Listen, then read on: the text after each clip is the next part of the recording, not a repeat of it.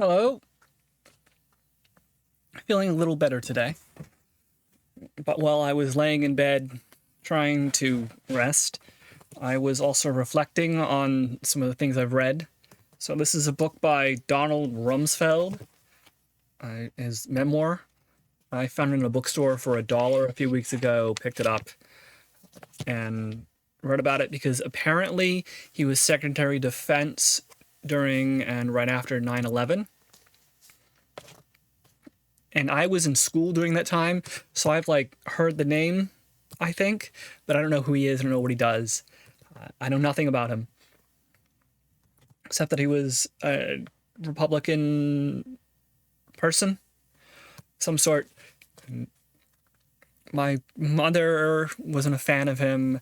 My grandfather called him a warmonger. I don't know for certain, though, anything about any of this, right? I wasn't there. I was in 4th grade, 5th grade, 6th grade, 7th grade during the beginning of the Middle East crisis as we dealt with it during my time growing up. When we were in Afghanistan and Iraq. And all the news we heard year after year, day after day, was more fighting, more money being spent that never went anywhere, never did anything. So I sort of know where it ended up, but I was kind of curious also where it started. And I just happened to run across this, so I thought, hey, it's a big, thick book. It must contain some information. And I'll find a book about the other side or the other viewpoint at some point. But for now, I'm sort of reacting to some of the things I've written here and some of my reflections upon those ideas. So he starts out the book saying basically he was a gung-ho politician going for Republican ideals, spend less money, do more with the money, less regulation, that sort of thing. But also you get the sense that he's always been interested in war, or at least military strength. He mostly spends the first half of the book describing what other people did, not necessarily himself. And he was there, but wasn't an active part.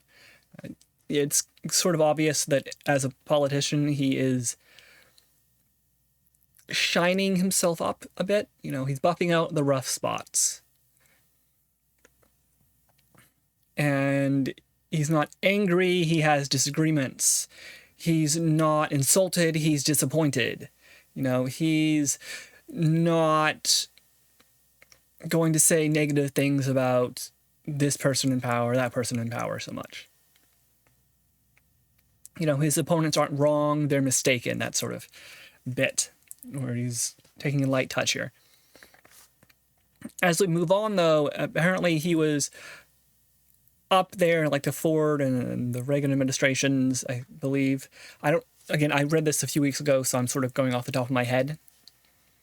What do I remember? What are the important bits that I intook from reading this?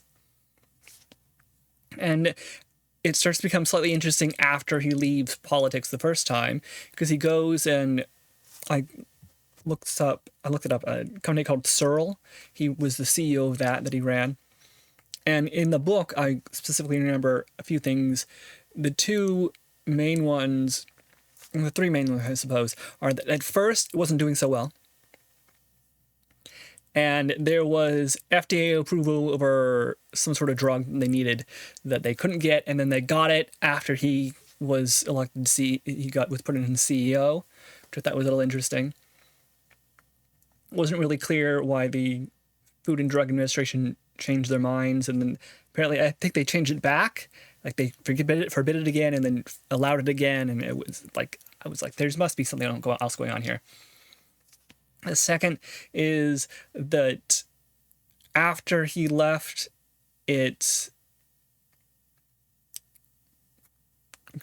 either sold itself or combined with Monsanto, which isn't a great look nowadays for all sorts of reasons that looking up, Monsanto and evil on YouTube will give you.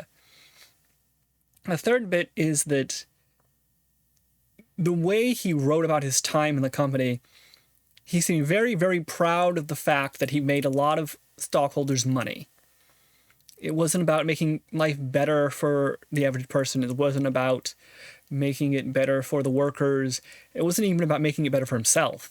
It was about, hey, I took the share price and I skyrocketed, and that's what I was hired for, and I feel like I did that very, very well, and he's very proud of that.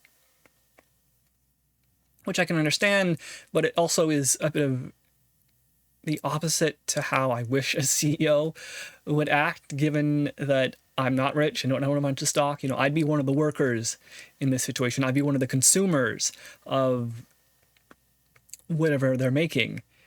And stock price is nice for the company to make, but not a wonderful thing to hear from someone who was in charge of when he became the Secretary of Defense, right? What I'm hearing from that is he has a job he wants to be done, and he's going to do that job, and whoever gets hurt because of that job, well, too bad, so sad.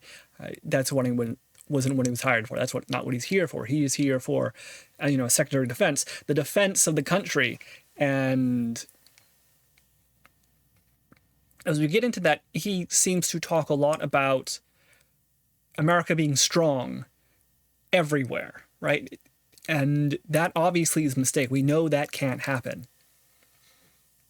If you lean in one direction, you lean away from another direction. You cannot give 100% in every direction and for every issue at all times, right? You can't do 100% of your focus and your money and your resources on Asia and South America and Europe and Africa and fighting, the AIDS epidemic and making sure the seas remain free of piracy and making sure that American farmers have places to sell their soybeans, right? Like, you can't do all that at once.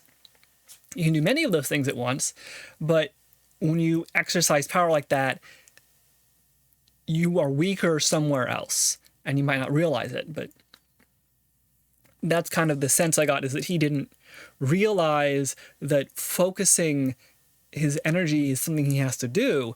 He's like, well, it'll just sort of work, and we don't have to do much.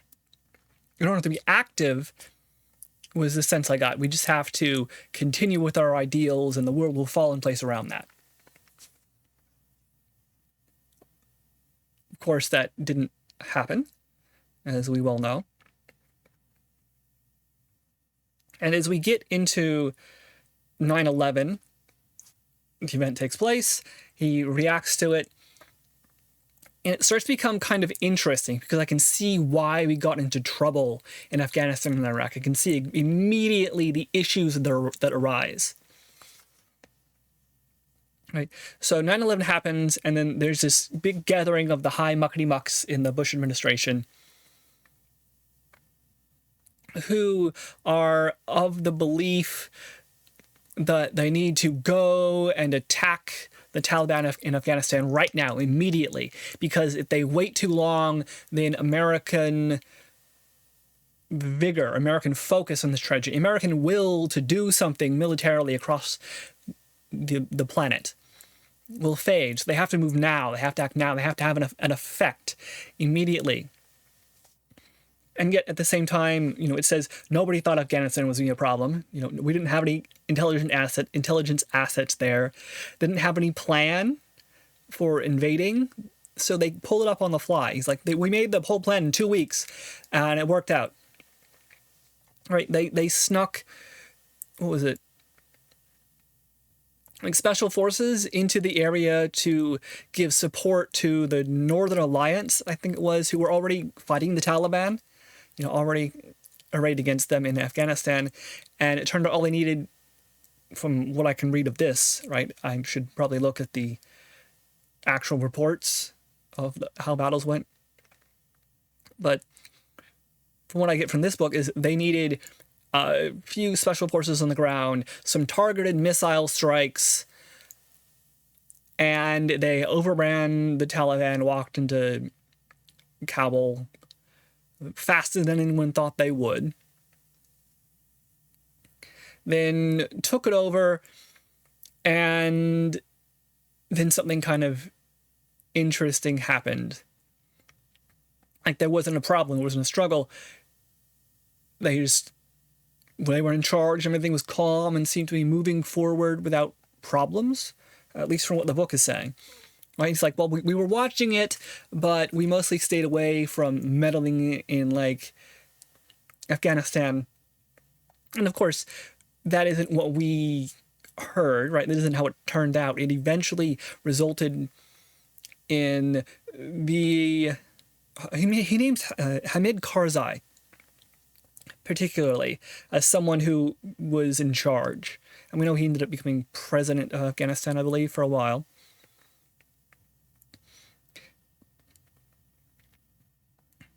But he's talking about Afghanistan, obviously with the point of view of someone who knows what came afterward, someone who learned about Afghanistan.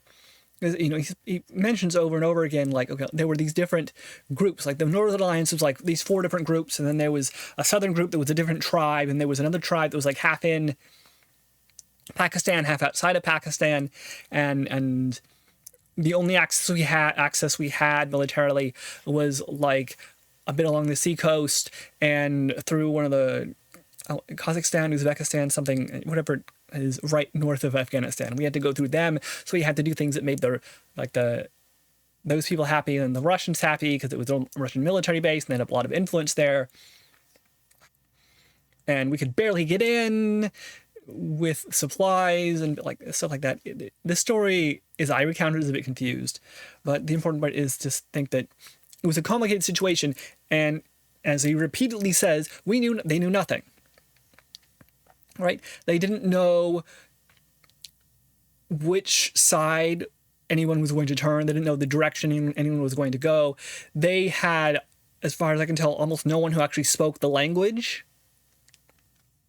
Right? Like, we jumped into Afghanistan having no idea what we were going to find and no real plan for the future, except, hey, we'll put these guys in charge, and they'll have democracy, and then we'll give them a bunch of money, and it'll all work out.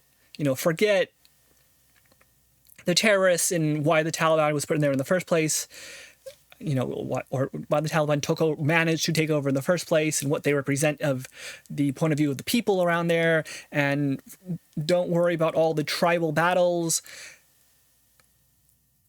and struggles between the villages. You know, they don't know any of that. The Americans are completely unaware of what they're getting into. And yet also, curiously, unable to step back. Like, you do get this sense that the Americans went in and felt they were responsible for what had happened.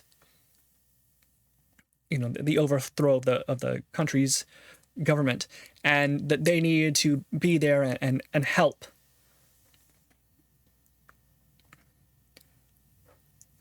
But then we see the second misstep, right? The big misstep, as it appears, which is Iraq. Because they do invade Iraq, and he spends a lot of time talking about like the reasons why they invaded Iraq, which basically come down to it could basically come down to Iraq was a state sponsor of terrorism. Specifically, he mentions stuff like, you know, there were a bunch of Taliban in Afghanistan, then we helped the Northern Alliance, kicked them out of Afghanistan, and they all went to Iraq. You know, and Iraq is supporting this group and that group and this group and that group and so on. And then he says, oh, and then we had information, and, you know, the French intelligence, the British intelligence, the Israeli intelligence, the Canadian intelligence, the so and so and so and so and so on. Intelligence service said that, as far as they could tell, Iraq was working on either chemical weapons or nuclear weapons. You know, that Iraq had a store of chemical weapons, that they were trying to work towards nuclear weapons. He's like, we had all this information that, you know, it wasn't substantiated completely, but the general view of all these different countries was that they were in Iraq doing something with chemical weapons and working towards nuclear weapons, and we didn't want them to have that, and they're sponsoring terrorism. And apparently there was a UN resolution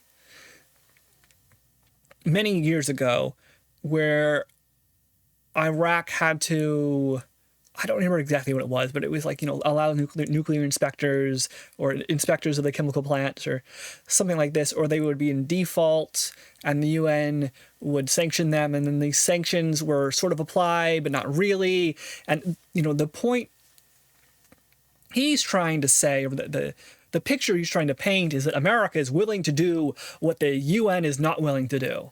That America will go in and solve the Iraq problem.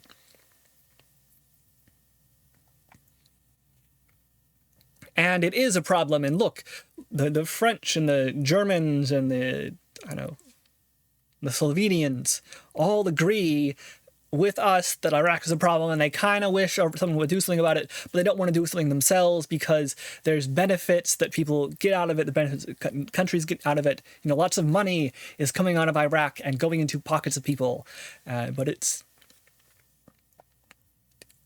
not the Americans, as it were. So the Americans are free to go in and mess it up. Right, the Iraq is causing trouble in the Middle East, supporting groups in Syria, and I don't remember all the stuff he's talking about, but that's what he's trying to say. Like, this is a problem country, and we are willing to go in and fix it. There's a viewpoint which one of my relatives has espoused, which is essentially that Bush Sr. went into Iraq because Saddam Hussein tried...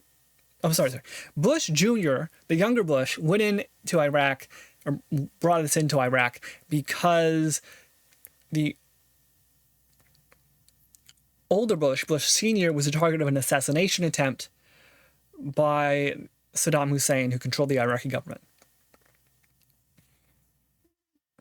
And the way Rumsfeld paints it is, or the way that I read Rumsfeld painting it, is basically that the younger Bush went into Iraq because he thought the older Bush should have done it during Desert Storm.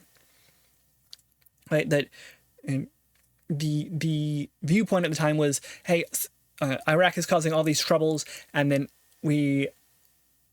they attacked Kuwait, and then in Desert Storm happened and we beat them back, and we should have kept going because look at where we are, several years later, and I'm getting these reports on my desk that Iraq is sponsoring this terrorism and that terrorism group, and then there was some Iraqi that blew up a plane or in Europe somewhere, or caused a bombing in a train station.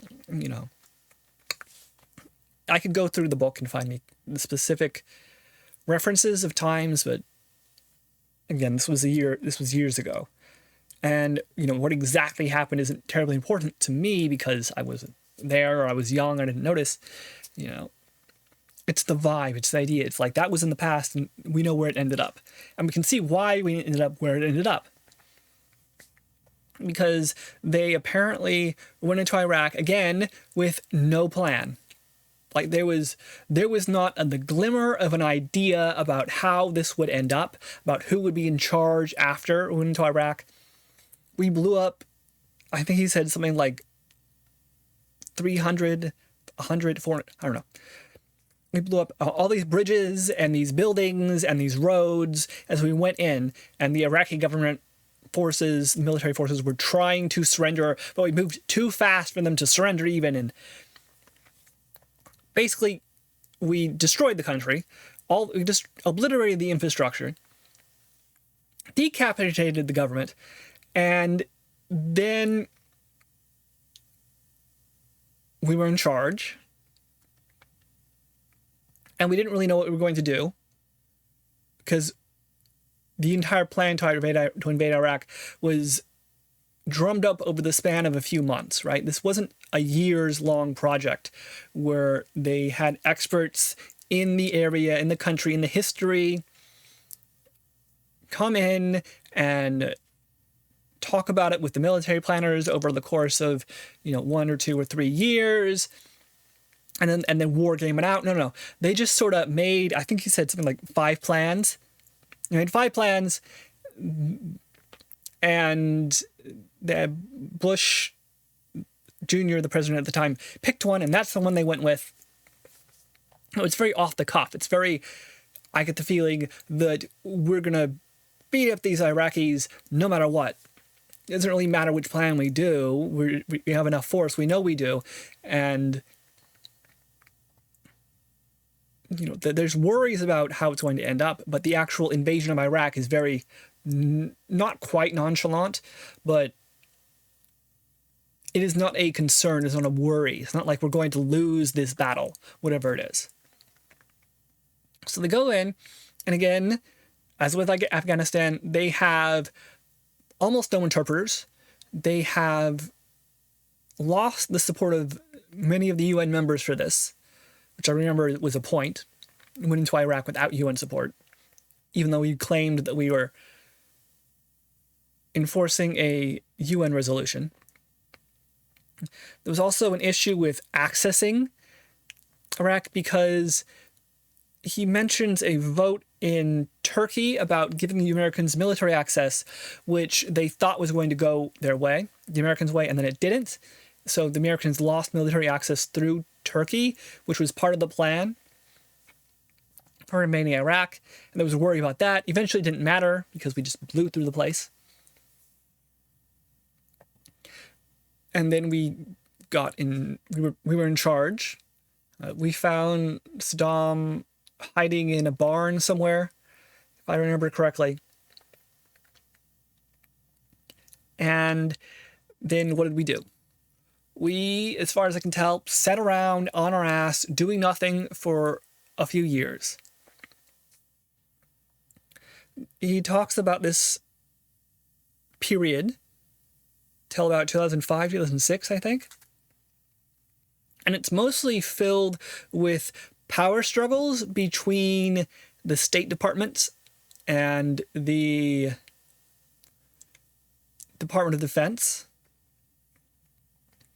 He also seems to claim that the Department of Defense had an idea about what to do, but the Department of State was the one who was supposed to be in charge, but also the Department of State would not send experts. He said, he had some military leader in charge of the entire nation, essentially, with hundreds of thousands of troops settled in the country. De facto control, military control. Never mind who is legally in charge. But at the same time, I think he says like 4 or 5 times that the military department had something like 30% of the State Department's allotted personnel. And, he says he talked to Condoleezza Rice, I think it was, at one point, about this issue, and her reply was, well, we cannot force members of the State Department to go to Iraq. Why? I don't know. I don't understand that. I mean, if you have an expert in Middle East affairs, or if you have someone who speaks the local language in the State Department, and you have just militarily intervened in Iraq, then get them over there, right? If you have someone who knows about nation building, or knows about building roads, or setting up a tax system, right, or training the police, then you get them over there. What do you mean you can't force them to go? Are they going to resign? You seriously can't have them train someone else up in the 3 years this takes and send them over? There's something very off here. And you get other senses of that as well. At one point, there is a presidential liaison or advisor or something who was put in charge of the country, who was supposed to support the Iraqi people and help them create a government and help get the Americans out of there. And the President Bush assigned someone, and then Rumsfeld says, oh, I didn't even know who he assigned to do that until months afterwards. I'm like, what? You have tens of thousands at this point, tens of thousands of troops in a country, and the president has just appointed someone to direct the reconstruction of that country, and you don't even know who it is? for months, mind you. The discommunication, it's not quite incompetency, but it's very close. I have the sense that they are...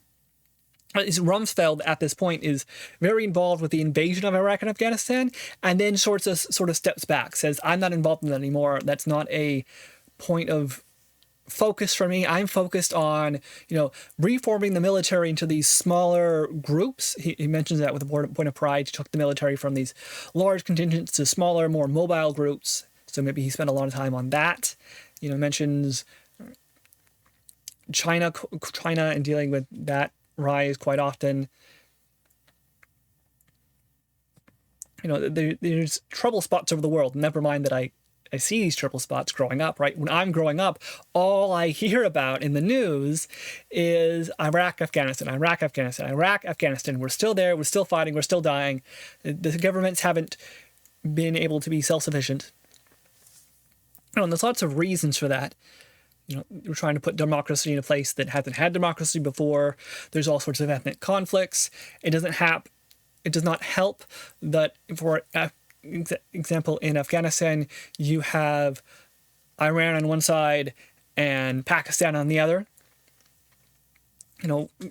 Growing up, I really got the sense that Pakistan did not control their border with Iraq Pakistan did not control their border with Afghanistan at all effectively, and you just have raiders traveling over the border, causing some problems and going back into the border, and the U.S. couldn't chase after them. I don't know how true that was. I don't remember that, but he mentions bits and pieces of this. Like there's outside support for the terrorist groups is sort of what he's saying, and it's not necessarily straight up, here's the money, but more, here's a place you can hide. Here's some attention we're going to distract. We're going to distract attention away from you. We're going to try to inflame the ethnic conflicts because my country or my group or my idea, whether it be Russia or Iran or just Americans trying to make money or drill for oil or who knows what. Always stirring up problems because, and sometimes it's the ethnic conflicts, right? That we see this in Syria even today. This one tribe was 10% of the population but controlled 90% of government positions, and then we came in, kicked them out, or they lost the war and they got kicked out, and now the other groups are trying to take over, but we have to deal with the revenge issue. We have to deal with the fact that these other groups aren't trained in government. One of the problems I remember being mentioned in Iraq and Afghanistan is that we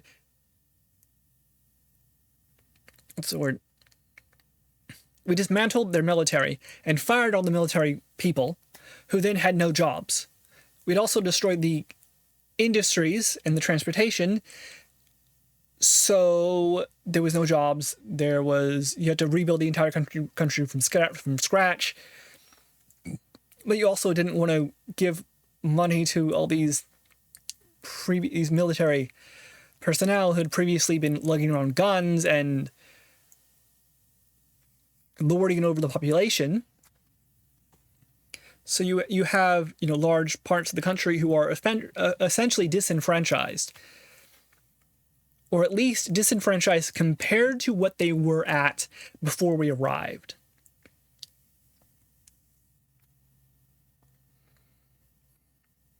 And I'm getting a little long-winded now, and it ends in this sense, right? It ends with the book does. We're in Iraq, we're in Afghanistan.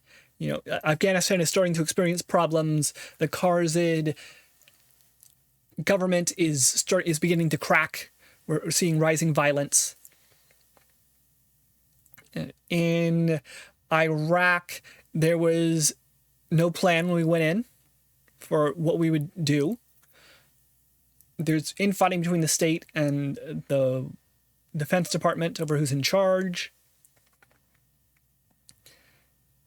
there's apparently from what I gather, the Defense Department, at least according to what he says, the Defense Department wanted to put some Iraqis in charge and get the hell out.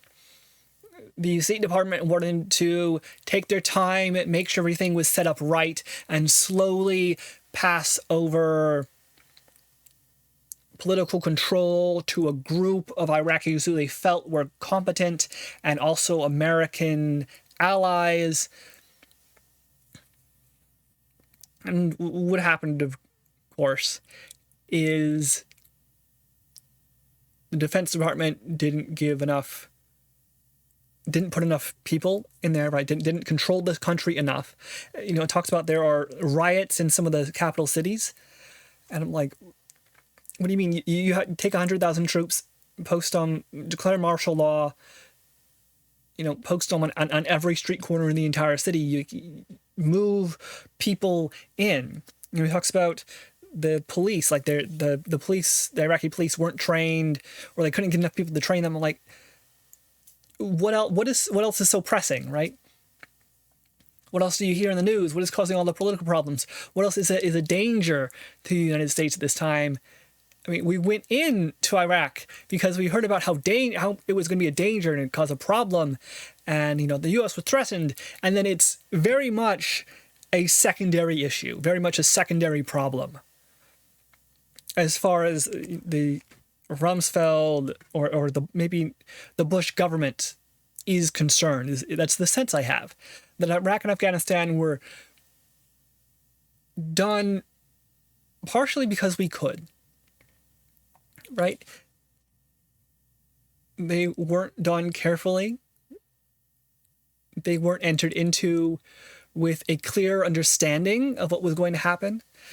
They were not efficiently undertaken. We did not have information to judge the effect of what we were doing. There are times where the government, like with the invasions, you know, we need a plan now, is what the government said, and so they put up a plan and they go in and they do it real fast. You know, this isn't the stake. This is not a situation, or they were not a situation where the fate of the nation was at stake. This is not a situation where the world is in danger. You know, obviously and extremely. This is a situation where we see. Okay, if I take a pro-American view, right? Then this is the most pro-American view I can take. Is that these were places that were going to become a huge problem later, right? That if we let terrorism keep rising up, if we let Iraq develop nuclear weapons, and we think they are, then eventually that's going to be an issue and a problem, and then we're going to have to deal with it because some rogue state like a nuclear weapon, or we're looking at Europe, which suffers under terrorist attack much more often than the US. And we don't want that happening in the US, right? That's sort of the sense that Europe is starting to have problems, extreme problems with terrorism, and now terrorism is spreading to us, and this terrorism is state-sponsored. So obviously, what we have to do is go in and fix the state. Never mind, we don't know how to do that. Never mind that Vietnam was a terrible mistake. Never mind that all our overthrowing efforts in places like South America ended up making things worse for the local populace, right? It's all about America has this big gun and this big stick, and it's got to use it to beat a problem. And the idea is that America is the world's policeman, but at the same time, the United States of America doesn't want to claim that. It wants to claim with the UN. It wants to move with the UN, but the UN is not filled with American interests, right? The UN is not filled with that sort of outlook towards the future. Is the view of the people in charge during and right after 9/11 is the feeling I'm getting here. That they feel the UN has been hijacked or taken over by all these small states who don't really matter and also don't want anyone interfering in their issues. So the point of the UN, which was to stop interstate battles, is happening, right? It's working. But that just means that states are finding other ways to fight with each other, right? They're sponsoring terrorism because it causes problems for their enemies. They're sponsoring terrorism because the country who they're trying to deal with likes that. It sponsors terrorism because, I don't know, they get discount on Russian oil. Who knows? And you have unsaid beneath all of this is the American economic hegemony, right? My mother kept asking, when I was telling her about this book, she kept asking, well, does he talk about Dick Cheney and how there was a no contract bid? And that was a big news, apparently. The idea that we go in, I mean, I've heard this, we went into Iraq to control Iraq's oil. All about money. And he doesn't mention that at all. There's no even glimmer of a focus on that, which is kind of interesting given that he was a CEO of a huge company and is very proud of making money there. He doesn't mention any of the money issues which might arise. He doesn't mention any of the news, really, except that, the news is always negative towards the government, and the news is taking his statements out of context, and the news is putting pressure on the government to act. These sorts of things. So the big question, of course, at the end of it, and he mentions this, I don't remember the exact quote, but it's near the end. He says, well, we went into the Middle East and we made the world safer. And that's the real question which my generation started asking. Right? I mean, did we make the Middle East better? Probably not. We burned and killed and destroyed and destabilized. Did we make the world safer? That's a bit of a question, right? If by the world we mean Europe and Asia, maybe. If by the world we mean the Middle East, maybe. If by the world we mean Africa, probably not, given the spread of terrorism there in the Sahel. In the Middle East, the big question would probably be something along the lines of, if you had an Iraq, which we hadn't attacked, if we had an Afghanistan, which we hadn't attacked, would they have stabilized the region, or would they have tried to expand? Would they have been belligerent? Would Iraq have, with a nuclear weapon, bombed Israel or attacked Syria, or gone after Kuwait again? Would there be an alliance of Afghanistan and Iraq as they sponsored, terrorism in Yemen or something?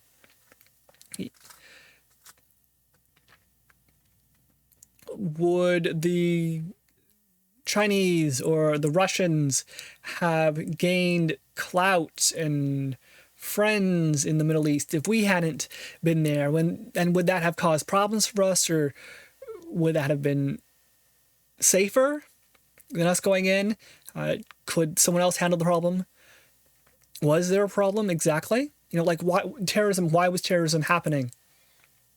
Is it something economic? Is it something cultural? Is it something historical? What are the answers here? What's actually going on? There's been more studies about this, but at the time of action, they don't know any of that. And it's rather hard for us in the modern day, I think, to really be on the side that says we had to go into Iraq, we had to go into Afghanistan, because they were dangerous places doing dangerous things, filled with dangerous people who were bad and evil, and it's questionable. As well, we can observe that so this guy was around for Vietnam. But we made the same mistakes, right? We went in and we were supporting a government that was not really a government of the people, right? We were pushing democracy, but we were also picking who won that democratic battle, right? We were picking who was in charge of the country. We were saying that you need to be on America's side. You need to have these sorts of values. And there are good reasons for why we might hold those values and those beliefs. But again, the problem comes, you cannot make a country or a people be what they do not want to be. You cannot change something very effectively from the outside.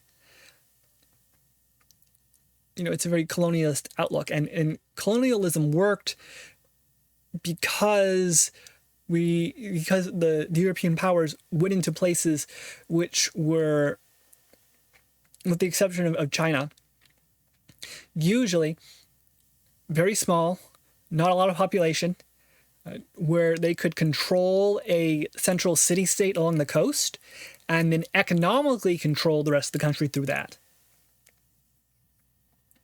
Or you had places like in South Africa where huge numbers of European settlers go in, kill the natives, take over. In China, they took over economic areas and made deals with a very, very weak government. And then, extracted the resources out and so on. Made a bunch of money. And, the Europeans had the same idea back in the 1700s and 1800s. We're going to go in and we're going to make these people recognize the right form of government. We're going to educate them and make it all better. And of course, it never turned out that way, right? You don't go in and burn things down, kill all sorts of people, destroy a culture, ignore thousands of years of history, and pretend it's all better, right? It doesn't happen. You break things, and you don't fix them by inputting your own culture and your own ideas. You have to grow it. It's like, the issue with Iran. We went in, we put the Shah in charge, and then the Shah was later overthrown. We went into Afghanistan, put a democratic government in charge. That government was later overthrown. Went into Iraq, we put a government in charge and spent the next 20 years having to shore it up because it wasn't strong enough to stand by itself. I was reading an article today about Iraq in a newspaper where it was saying that they're building a lot of building some skyscrapers or something like that. The economy is really going now, but the president in charge is also not making waves with the violent terrorist or warlords still in the country. They're trying to focus on economic issues, but so and so is a journalist, and they disappeared, and the government's like, we'll find them eventually, without any real focus on that. I'm rambling, and I suppose I'll stop here. As for the other side is sort of what I grew up with, and this side, the Republican, the pro-war side, is sort of unfamiliar to me. Rumsfeld ideas, and I can see where the problems lie. Right? He thinks it's a simpler world where if we all just pulled together and worked together, doing what he thinks we should, then we could be strong all the time, everywhere, and achieve anything. It might be true. It might be the case, but we are not all directed. We have different ideas about what to do and how to achieve that. And, the sense I get here is really that Bush dropped the ball. Not necessarily, Rumsfeld wrote it. So, he's not going to paint himself as the villain. But the sense is that he sort of stood by and said, well, we all need to pull together, and we all need to pull together behind the presidency.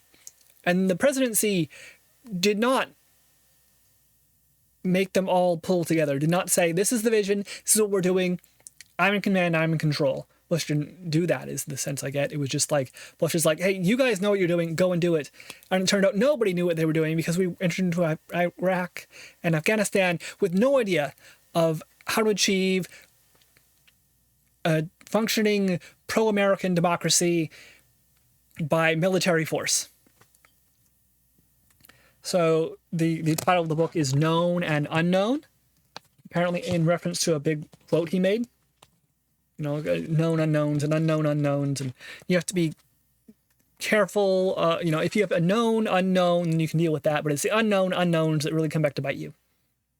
Sort of what he says. But in relation to that quote and that idea, there are a whole lot more